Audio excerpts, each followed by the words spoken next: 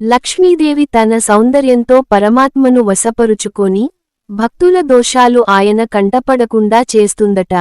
జనన మరణ రూపమైన సంసార చక్రంలో పడి తిరుగుతూ పర్వతమంత పాపరాశులు కలిగి ఉన్న జీవులను పరమాత్మ శిక్షించకుండా అడ్డుకుంటుందట.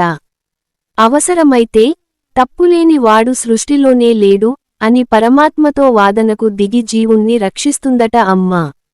అంతేకాదు శ్రీహరి వక్షస్థలంలో ఉండి పరమాత్మలో దయ, క్షమా గుణాలను వృద్ధి చెందేలా చేస్తుందట శ్రీలక్ష్మి.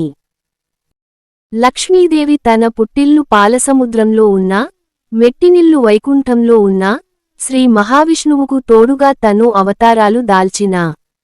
ఇలా ప్రతి సందర్భంలోనూ జీవుల యోగక్షేమాలను పరిశీలిస్తూ వారందరిపై ఆ పంకజనాభుడి అనుగ్రహం వర్షించేలా కృషి చేస్తుందట.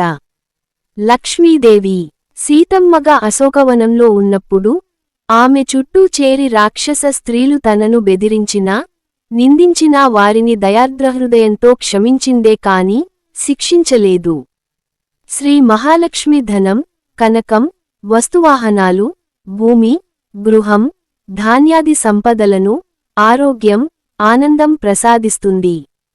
అనారోగ్యం, అశుభాలు, కష్టనష్టాలు, పేదరికాన్ని రూపుమాపుతుంది.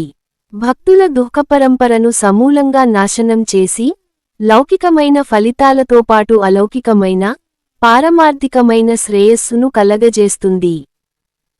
ఈ నవరాత్రుల శుభవేళ శ్రీదేవిని పూజించి అమ్మవారి అనుగ్రహాన్ని పొందుదాం.